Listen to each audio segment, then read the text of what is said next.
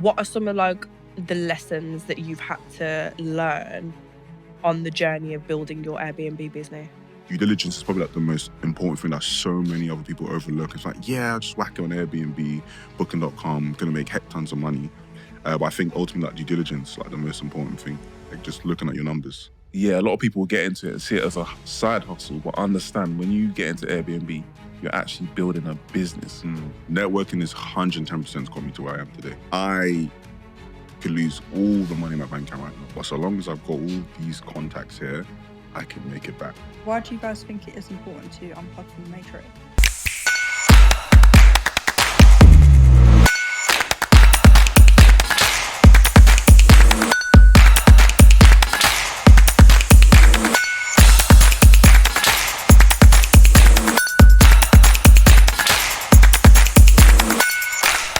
I don't even know if you guys know this yet, but months ago, Katie sent me your podcast Instagram and was like, oh, like these are like new podcasts, like from the UK as well. 2 guys, we're 2 girls. Maybe we should do like a collab type thing. And I was like, yeah, that's a really good idea. So I think we followed you. And then I think Freeman, you messaged me not long ago and was like, oh, we should do podcast for podcast. And I was like, that's what we said. So here we are. There we go. Here we are. So welcome. Lovely. Thank you very much. Amazing. Thank you for having us. Glad to be here. Is that actually a real story? Yeah. No, I'm just it's all for the glitz and glam. So for anyone that don't know, what are your names? So I'm John. I'm Freeman. Yes, first name. And your podcast, what does it specialise in? In a nutshell, as per intro, see, it's the Unplug Podcast. We basically support people and unplugging from societal norms, like, working till you die effectively and unplugging from like quote unquote matrix, and just giving people like some practical support and advice to better themselves, to effectively become the highest version of oneself. Yeah. I mean, just to add to that, I think, what we're trying to do with the podcast is help people who maybe feel a bit stagnant, a bit stuck. They want to do something, they don't know what. They want to level up, but they just don't even know where to start. And, the themes and topics we cover are around helping people, just develop new characteristics, new traits, and what to look for as well. Why do you guys think it is important to unplug from the matrix? That's a really good question. I think it's important. I think we spoke about this in a particular episode, because you're doing yourself a disservice, effectively. Right now, I'm currently living, or you could say just being super, super complacent, you're operating at like, say, 50%. And you have an opportunity to, say, operate at 80, 90, or even 100%. Imagine the opportunities, the life you could have, the opportunities you could have, the experiences that you could do, and etc. Like just operating at your full capacity, effectively. So you're limiting yourself,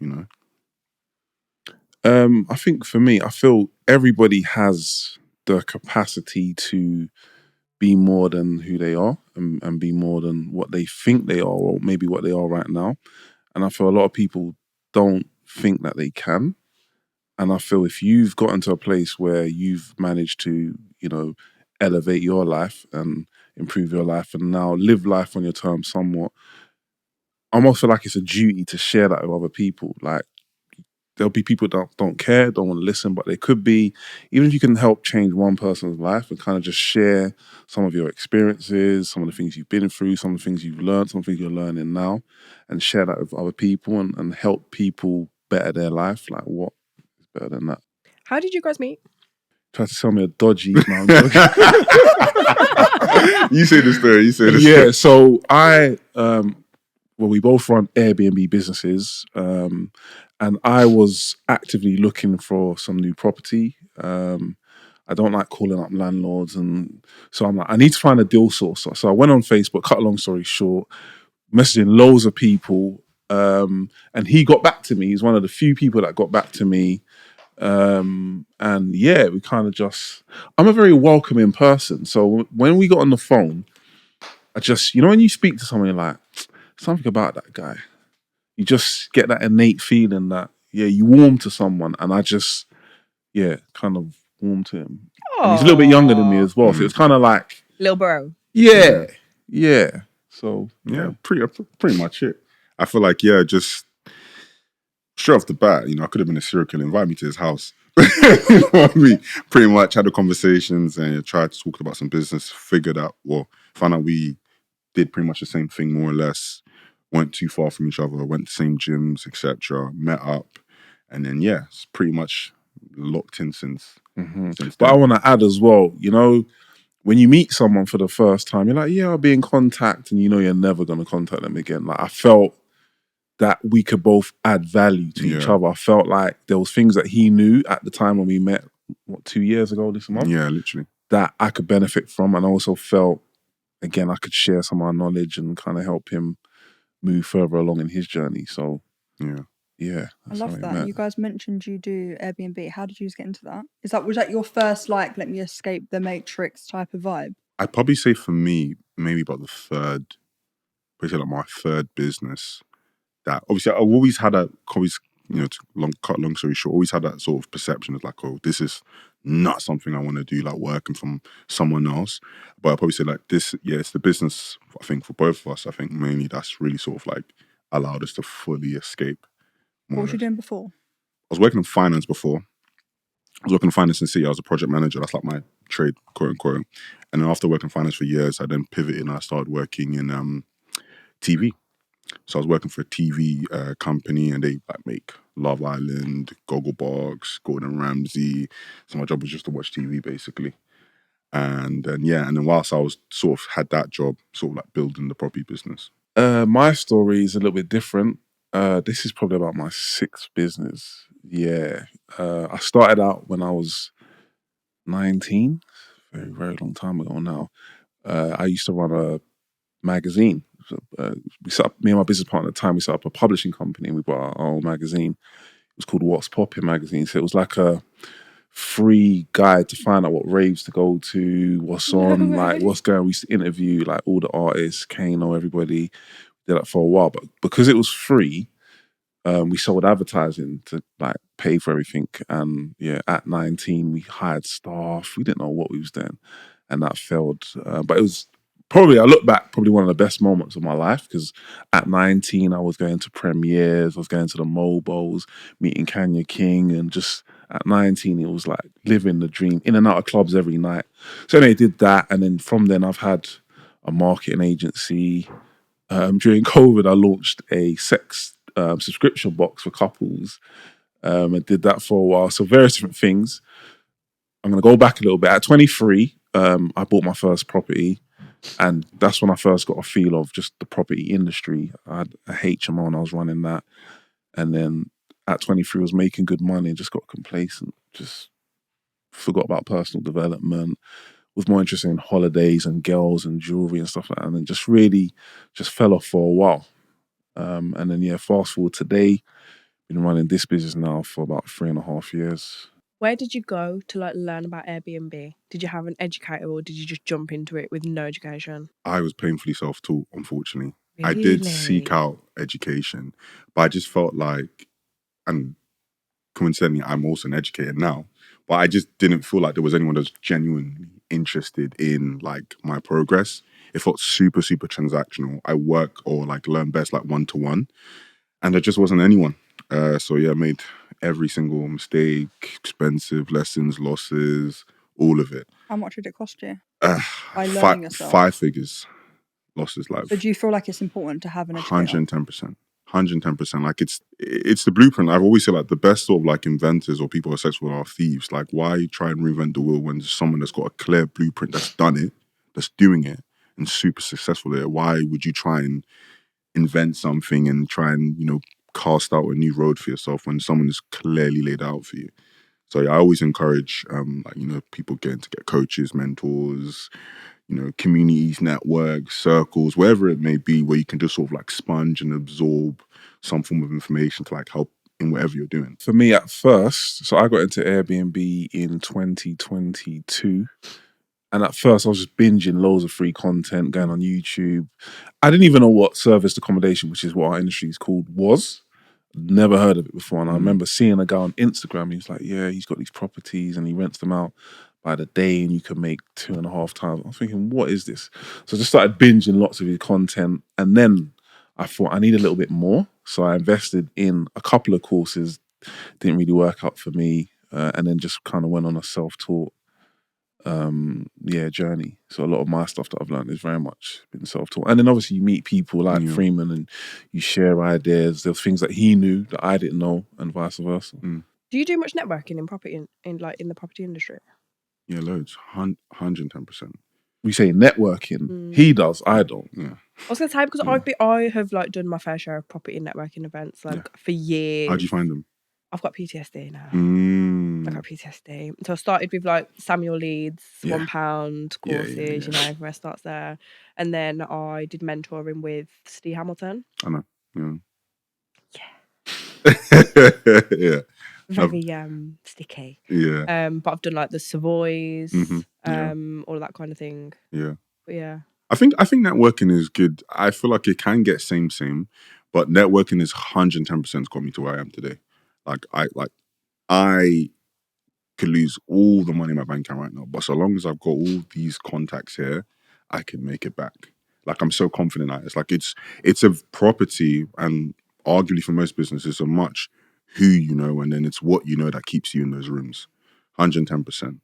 The people you bump into and like the experiences that you have off the back of it, like, definitely couldn't have, stumbled upon that myself, I suppose, anyway. The podcast is sponsored by Equity Edge, the Forex prop firm that is changing the game for traders. Equity Edge gives you the freedom to trade with confidence, offering account sizes from 2.5k all the way to $100,000. Instant phase transitions when you reach your profit targets, and absolutely no minimum or maximum trading days. Plus, there are no lot size limits, giving you complete freedom with your trading strategy. Equity Edge have also just announced that MetaTrader 5 is back. Rebuilt stronger than ever for a seamless trading experience. They have also removed their old all-day news restriction trading rule, which means when there are high-impact news events that last the entire day, you can still trade with no limits. With payout requests every 14 days and support available 24/7. Equity Edge is here to help you trade, grow, and get funded without boundaries. Ready to level up your trading journey? Click the link in the description below and get started with your funded journey. I know that you're big into personal development. Mm-hmm. When you go through like a loss in like the Airbnb like situation, or like you go through like, I don't know, bad clients, right? How do you transitionally self-develop out of that? Like, how do you change it to like a positive? I think it's something that I've struggled with initially, but I'm now on a journey where I'm studying Stoicism, which is, for those who don't know, Greek philosophy, the greats Marcus Aurelius, and they were basically these powerful Greek men, and they just had a certain mindset and a certain philosophy that whatever happens to you kind of happens to you for a reason, and there's always a lesson in there. So now when I run my business, when things go wrong, it just tells me that means there's an area that needs to be improved, there's something that needs to be worked on. So I now try and flip it on its head and just say where I try and look for the lesson and the positive aspect from whatever's gone wrong. That's me personally. I think for me, because I'm like sort of by trade, like a project manager, I think very systematically. So I think more so, what could I have done better? So I look at everything that's gone wrong, what I did, all the steps with that, and just sort of like learn. And I just keep feedback loops, and I just like iterate. So okay, cool. So messed up with that client. He wasn't too happy. Wasn't happy with our services. We lost a bit of money there. That didn't perform as well as we did. What could we have done better? And then just sort of like iterate and improve. Like, it's very, it is still something even to this day that will sort of catch me off guard. Like, okay, this really bugged me out. Like, what can I do? But it's just always having like some form of a process in place to kind of like keep you on track, I think, for me personally anyway. Stoicism. Do you read any Ryan Holiday? That's what I read. Oh, really? So, probably laugh. I've finished the book finally. Oh, fine. So The Obstacle is the Only Way is what I'm reading, or just finished reading. But I've got a few of these books, but that book there is just, the obstacle is the only way. So you can only move forward if an obstacle comes for you to kind of get past it. So it's something like you embrace what's going on or what's going wrong. So yeah, around holiday, yeah. I feel like Airbnb can have similar connotations as what Forex does. So, for example, people will think Airbnb, I'm going to get rich and I'm going to do it quickly and I'm going to be successful at this straight away. What are some of like the lessons that you've had to learn on the journey of building your Airbnb business? I'd probably say where people go wrong the most, and I say this a lot of like my mentees I support. I said finding the properties is easy. It's like the most simplest aspect, but making sure they make money is the hardest part. So ultimately, your due diligence. You can't just whack out something in London Bridge just because it's London Bridge. Yeah, there's loads of tourists, there's loads of footfall. Like this, it's gonna make money. But if you're paying £4,000 in rent and you can only charge £200 per night, you're losing money. That's not a business; it's a charity, right? So I think due diligence is probably like the most important thing that so many other people overlook. It's like, yeah, I'll just whack it on Airbnb, Booking.com, gonna make heck tons of money. But I think ultimately, like due diligence, like the most important thing, like just looking at your numbers and making sure it stacks ultimately. I think for me, the biggest thing I learned was a lot of people are going to get into Airbnb and pretty much do everything themselves. But I found the minute I was able to build systems, processes, ways of how the business run and step back and then hire people to do all the messy stuff. And I could then focus on just growing the business, which meant going to get more properties. I just saw the biggest growth. So what I'm saying is that, yeah, a lot of people will get into it and see it as a side hustle, but understand when you get into Airbnb, you're actually building a business. So you need to treat it like a business. And business does have, like I said, systems, SOPs, processes. You're running a company. So yeah, understand that. You guys seem so calm and like reserved and humble.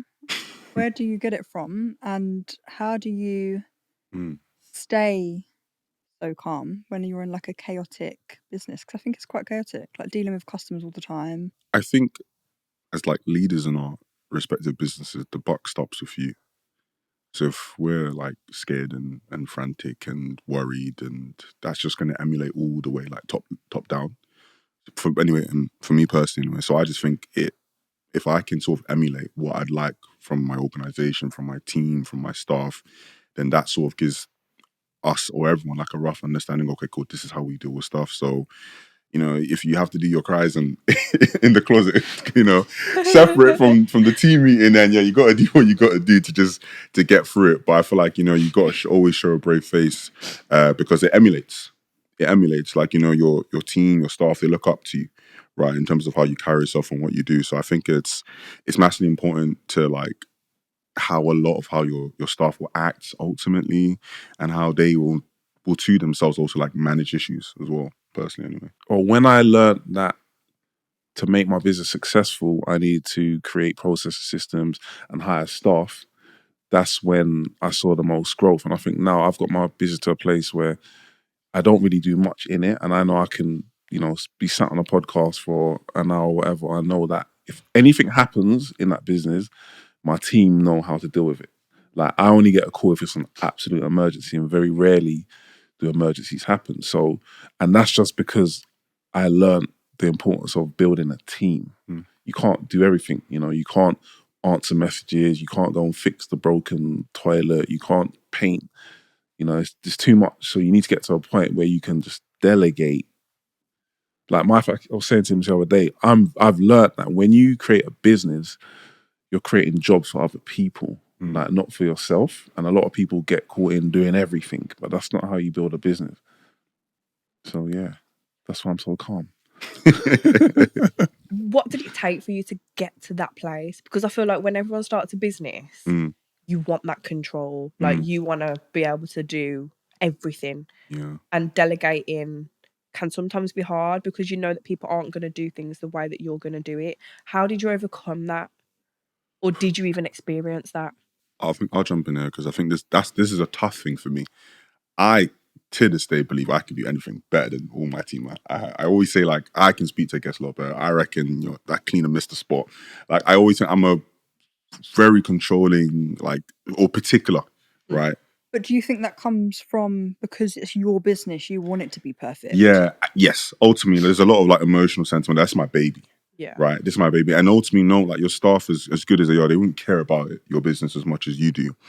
But what was the real sort of epiphany or like realization for me was like, yes, there are some stuff or most stuff I can do better, but there are some stuff that only I can do that no one else can do. And if you just mathematically look at it, right, what is the sort of return on investment if I only do the things that I can do? And I relay off all the things that other people can do, even though I believe like it's obviously to a good like customer satisfaction, but nowhere near as good as I'd like it to be, or I'd think I could do it. So I just sort of did the opportunity cost, like, cool. No one else. Like, for instance, I'm really, really good at like finding Airbnbs or speaking to landlords. That's something I'm very comfortable with. Not a lot of people can do that, right? Like across my whole portfolio, every single unit we've had, I've acquired. So I was thinking, if I was speaking to guests, if I was dealing with cleaners, I don't think I'd have as many properties I'd have or be making as much money as we do right now. So that was just sort of like the hit home for me. And I think, again, a lot of other business owners could think and sort of look at their business and think, okay, cool. What am I doing that only I can do? And I think sort of like ultimately that would sort of like help you with like the delegation of like activities that need to be done within your business. I'll just quickly throw in, I think for me, I learned that if I'm going to hire staff, I should evaluate them on their outcomes rather than their tasks. So if I set an objective or I need you to do this, it doesn't really matter how you do it. I just need you to do that one thing. And that's how I learned to evaluate whether a staff member could do. It didn't matter if they could do it like me. It doesn't matter. No one's going to be able to do what you do. And I think it took me a while to get comfortable with that. Because you're seeing messages going, you're thinking, I wouldn't send the guest that message. Why is she doing that? So there was that. But me then, I don't even look at messages because if I start looking at stuff, I'm going to naturally start critiquing things. And that's not what I need to do. But yeah, just judge people on outcomes. Set them outcomes rather than specific tasks or judge them on specific tasks. Bless you. Sorry, guys. I am going to be. I'm trying to hold down my sneezes. That's all right. So bad. No, you're good.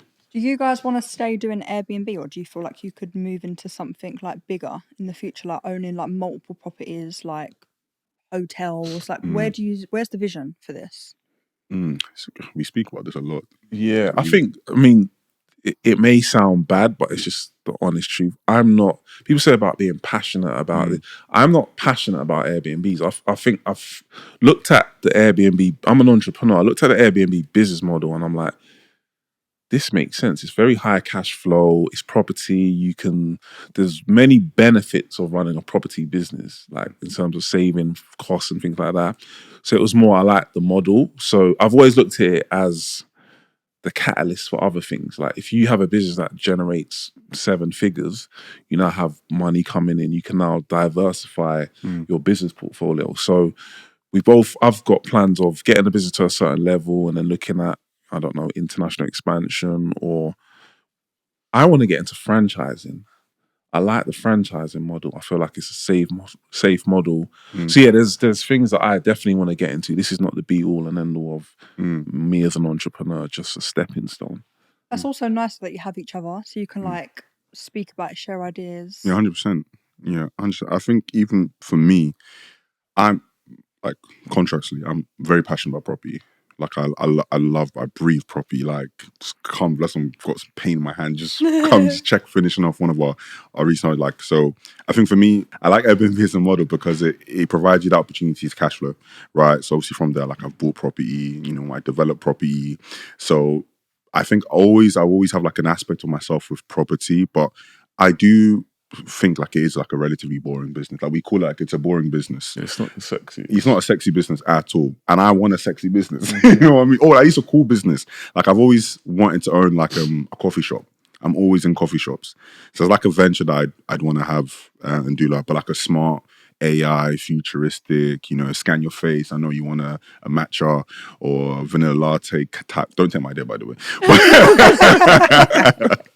But yeah, you know what I mean? Like something like that. So I think, yeah, like John said, like it can provide a cash flow. Business get to a certain point where you create enough cash where we can sort of like safely diversify into like other sort of like interest type of business, but yeah.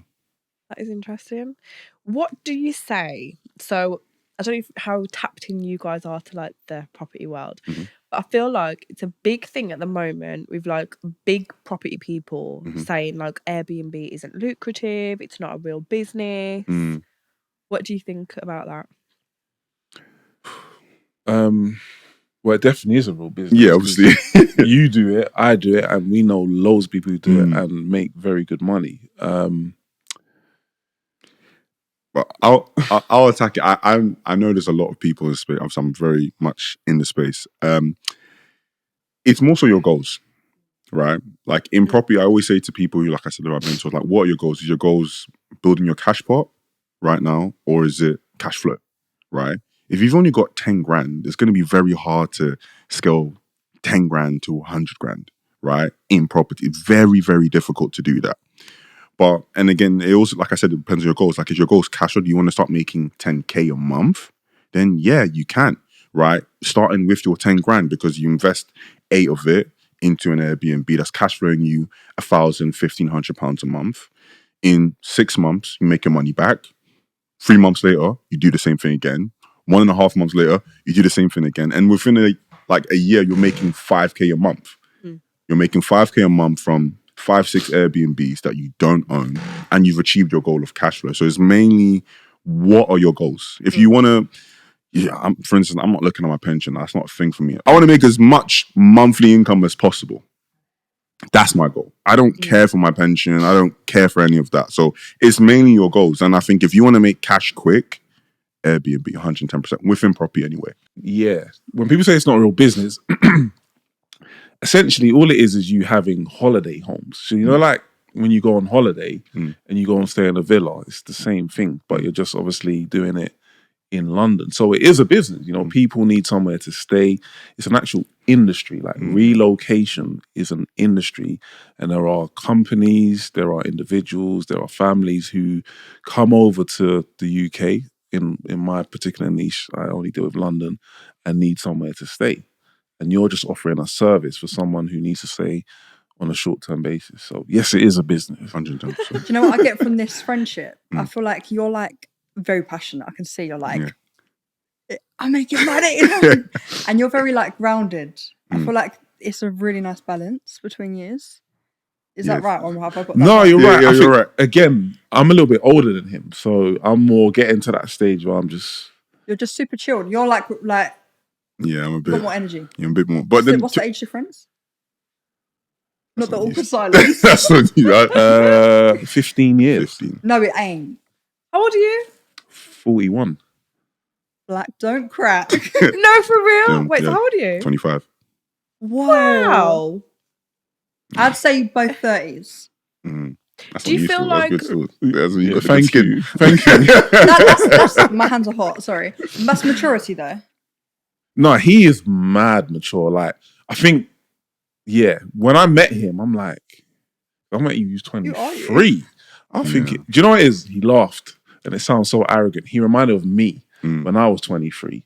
And that's why I kind of just took to him. He wasn't, you know, you get a lot of young people just talk and talk. He was actually doing, and I respected that. I feel like there was naturally that just chemistry of two people who are on the same journey and can help each other go. Do you feel like you're in different timelines because of your ages, or do you feel like you're actually, because you are so mature for your age, you're on such similar timelines and that's why you get along? I think it's similar timelines in terms of like outcomes, right? Obviously, like life timelines, obviously, you know, like you might, you know, kids, blah, blah, whatever, you know what I mean? But like from a business, like commerce perspective, I think we're very much like locked in terms of, we had the mastermind a couple of days, when was it, Wednesday? Yeah, Wednesday, we have a mastermind like a couple months, like basically like internal, like in internal circle. We sort of touch base. Where do we want to be? Like very much, excuse me, if I caught it, but like very much aligned, like in terms of what we're doing. And again, obviously, we literally run copy and paste businesses. So yeah, I think from my perspective, I don't know about you. Yeah, I think naturally, because he's younger than me, he's got a lot more energy and enthusiasm. Like when I was his age, I was full of beans. Now I'm getting to that stage where I'm like, in 5 years, I want to be semi-retired. I'm like looking to get out the game, not like, you still got another 15 years in you, bro. I got about 5 until I start to just enjoy a little bit more. And you said you've been through like 6 businesses. Yeah. You was a Gallus. You wasted your Did money. I say that? Yeah. You're Wow. verbatim, actually. Oh my You days. said all of that. Obviously, I don't know if you've done that, but do you say to him like, stay focused on the outcome? No, do you know, I don't, because I don't need to.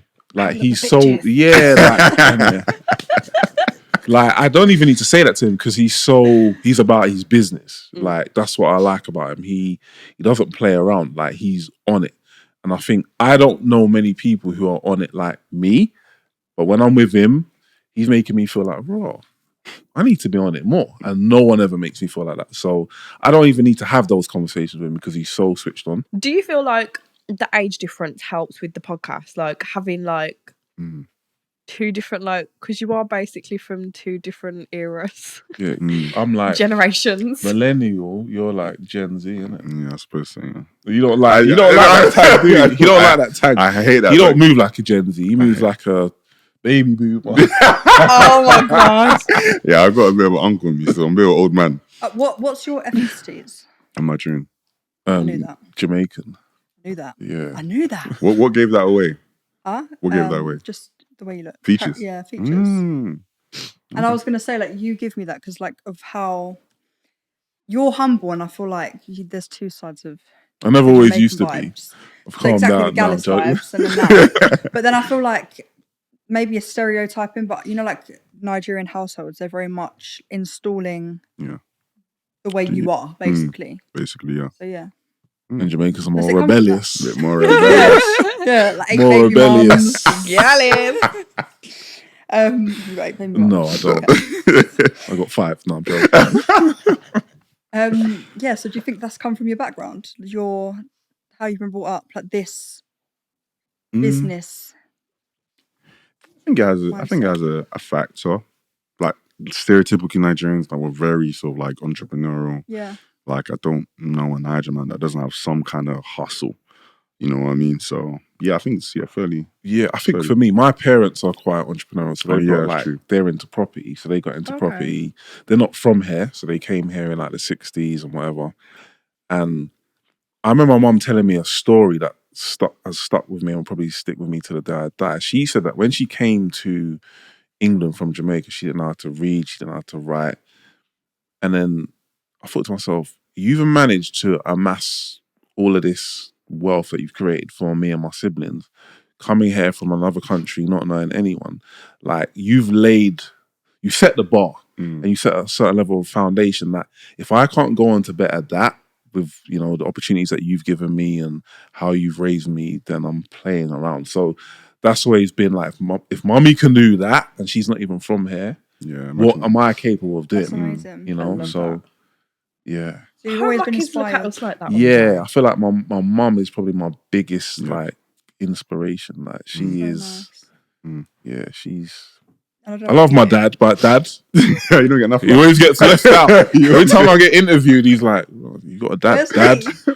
But mummy she's the boss. She's a boss, babe. No, that's nice. I feel like for me, I'm like the one that's making the change in the family. Okay. So it's nice to hear because you don't really hear that. No, you really don't. Unless you're born into wealth. So lovely. It's nice as well because I think that is one of my biggest goals. Like having kids, I want my kids to grow up and know like, mum did that. Like, yeah, dad wasn't around, but mum still bossed up, raised us, and still ran a business and is killing it. 100%. Like just hearing you say that is like, that is a thing. Do you know what I mean? You don't hear that very often of like, mum did that. So I love that. Good. Big up mum there. Yeah, but mum's always. had 3 jobs. I remember having like 3 jobs. Yeah. You don't even hear stuff like that anymore. Do you know what I mean? To save up There's for not a even first 3 jobs out there to deposit get anymore. Yeah. Well, there's that too. There's that too, yeah. Okay, well, before we wrap up, we're going to do a quick rapid fire questions. Would you rather type? Gone. Fun little game. Gone. I know the answer, but Airbnb or hotels? What, as in Oh, where would I stay? Where would I prefer to stay, in an Airbnb or No, hotel? like what would you rather like venture into? Oh, hotels. Oh snap! Okay, I read the question so wrong. I should have elaborated more. Oh, no, that's My cool. fault. That's cool. Yeah, hotels. Did you watch that documentary on Netflix? Is it the Hotel Cecil Hotel or something? Is it like the one that's like rats and? No, it's Or where murders? they found a body in the water tank in America. No, I've not seen You it. need to watch it. It's Nah, I need to- mad. Okay. I need Not to watch seen it. that. I'll And check it out. and there's a thing, isn't there, that in hotels there's not a certain floor. It's bad luck. What floor is it? Floor 13. 7? There's not a room 13. There's not floor 13. Oh, floor 13. That's Yeah. it. that a thing? I didn't Yeah. even know that. Hotels, yeah. Okay. Yeah, and apparently this is the only hotel that had floor 13, Mm. and that's where all the bad stuff happened. Really? That's the room number and the floor that she was on. Crazy stuff. Probably get people just go in there to create. I was just some gonna bad say, pod, yeah, There's not literally. 13 there. Let's go and create some. You need to Some- watch it. It's yeah, quite. no. It's quite. Before you get into hotels. Giving Mm. American Horror Story. Yeah, Yeah, it basically feels is. like that. Yeah, Feels literally. like that. Would you rather have one massive deal or 5 smaller cash flowing deals? I know I've his got to answer. ask which one's making the most money. They're all making the same. The same but amount. like you've got one that's making heavy cash flow or 5 that are making the same altogether. Before I would have said loads, but now I'd say one. Yeah, I knew he was gonna say that. I'm loads. I'm a numbers guy. You know me, I'm a numbers So guy. I you'd like, rather I've got more in my Yeah. portfolio. that's what I like. I think that too. I'm not even in Airbnb, but I think have more, because then if one goes wrong, you've still got 4 others. I'm saying. But managing one is going to be less headache than the 5. But not when you've got a team. You're learning. You're learning You're very learning. quick. Very, very quick. Okay. Forever podcasting or forever property Airbnb? Podcasting. You both did the obviously. same head No, movement do you know what I was then. thinking? Because, yeah. Yeah, Really? definitely podcasting. Yeah. Really? Because if you asked Yeah. me, I'd say scrap the podcasting. No, but remember, I would say podcast. yeah, Wow, podcasting. With what the vision that I have for the podcast, or we have rather, like it's so much more fulfilling. Like you're changing lives. Like for me, that's more important than money. Like, True. do you know what I mean? Once you get to a certain level and you make certain money, it's money, innit? I am going to say, I'm not going to disown the podcast, so don't not subscribe now. I was Them gonna ones. say you guys Make got sure about you 2 like- weeks left. yeah, like- She's leaving. But 2 more episodes. But yeah, the podcast. Okay, Agreed. Agreed. Yeah. That's so interesting. Mm. To be fair, it makes sense, because when I actually think about it, I was thinking of the money and not the value. And I was thinking, actually, the trade, it takes a lot of mental capacity. Whereas like this is so like, it's fine, it's Yeah. easy. And like you learn things from people you speak to. 100%. That's actually nice. And get to meet people as Yeah. well. Yeah. Like, do you know what I mean? If we started making 100 grand a month from this, I would never trade again. Oh yeah. Same. Oh, I'd place Never. a swing. I'd definitely place a swing trade. Nah, the charts would be done out. They're By. like, what are you talking about? Shit. It's like you hold a trade. It's like just basically like holding a stock. I bought a few Yeah. books on trading, but I Yeah. just Yeah, I've tried to get into found it trading. just boring, man. Reading them. Clearly, I would like to. What books was it? Do you remember? The Naked Trader, I bought Okay, that. I've got that. Yeah, the guy with the bald head on the front cover. Yeah, quite a few. I would love to. I actually would. But I feel Like- like self-develop. You're a self-development person. Yeah. I don't know if you read. I do read. It's not like I say I read by force, basically. Okay. I read because feel I know like- it's good for. It's like vegetables for me. Yeah. Like, I mean, like, I know like it's good for me, but I just don't want to. No, I hear that, but Yeah. I feel like as well, like reading a trading book is not it. Like the experience You is see, I everything. have to get a whereas- demo account. And, No. Oh. Well, yeah, back in the day. Right. But no, I feel like. Bless you. I'm Bless I you. feel dying like, over here. Times 100. I feel like reading personal development books, you know how like you can learn something, you can read 20 books and they all sound similar, but from every book you'll take something different. 100%. Whereas with trading, I just feel like it's better to actually put the practice in on the charts. So yeah. I understand why you would say it looks boring though. Yeah, like I at one point I was looking at like, is it Forex? We were trading currencies and stuff like that. That's what we do. Like candlesticks and this. And I was like, shoot me now. But once you But get I know it's a good industry. I just. when you get in that first trade and get that first dopamine hit, I was Yeah. gonna say. But do you know what? What I will say is you're going to have to go and subscribe to them to listen to the Forex conversation. Which camera? Yeah, definitely. I want to know more. 100%. I want to know more. Oh, yeah. quickly, 30 seconds, death row meal. Ooh. You see me, I'm a picky eater. So I think my death row meal would probably just be a meat feast pizza, a vanilla milkshake, and some Morley wings. Morley barbecue. wings, you know. You asked me what's my favourite food. No, but just like if you was dying tomorrow, Oh, tomorrow's What's your your last last meal. Pan Asian. Like I want some sushi and like some Yeah. corn fried rice. It's your with, last like, meal. You want stir- a pizza? like, Yeah, Yeah. man. stir, Hearty. like some stir fried beef, Mm. cooked up right. Yeah, and a porn star martini to wash No it down vibes. with. Yeah. Not even your own traditional meals is wild, by the way. No, I was gonna Oh, say that. I was actually no thinking jollof. that. No, that's wild. I was thinking about. I was like, I've had this is my last meal. You know what I mean? grew up on that. Like, don't get me wrong, I love a mac and cheese with chicken, love rice and that. peas and roast potatoes, but yeah, grab a couple of chopsticks and a soy Bang sauce. that. And, yeah, I like that. Sticks and sushi. Do you like yeah, it? yeah, it's nice. Mm, I I've do been like there, I've it, been. Yeah, Well, thank you guys. thank you Thanks for having us. Appreciate Full it. circle moment. Definitely. And of course, you guys, everyone will see us on your podcast too. Very So good. plug yours. What is your podcast, guys? The Unplug Podcast with me, JP. And your boy Freeman. And yeah, that's us. Well, thanks, guys. Thank Appreciate it. you. Thank you. Thank you.